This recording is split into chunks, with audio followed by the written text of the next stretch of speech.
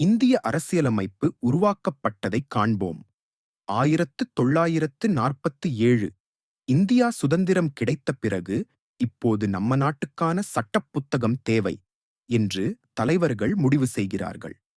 1946ஆம் ஆண்டு 389 உறுப்பினர்களுடன் உறுதி மன்றம் கான்ஸ்டிடியூயன்ட் அசெம்பிளி அமைக்கப்படுகிறது. டிசம்பர் 9, 1946ஆம் ஆண்டு முதல் கூட்டம் நடக்கிறது. டாக்டர் சச்சிதானந்த சின்ஹா தற்காலிக தலைவர். பிறகு டாக்டர் ராஜேந்திர பிரசாத் உறுதிமன்றத்தின் நிரந்தர தலைவராக தேர்வு செய்யப்படுகிறார்.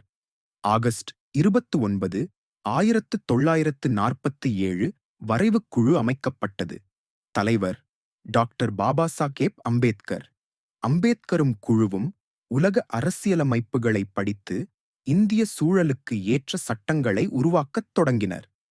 2 வருடம் 11 மாதம் 18 நாள் உறுதிமன்றம் மொத்தம் 166 நாட்கள் விவாதித்தது. நவம்பர் 26, 1949 அரசியலமைப்பு முழுமையாக ஏற்றுக்கொள்ளப்பட்டது. இந்த நாள் இன்று அரசியலமைப்பு நாள். ஜனவரி 26, 1950 அரசியலமைப்பை நடைமுறைக்கு கொண்டு வந்தோம். இந்த நாள் குடியரசு தினம்.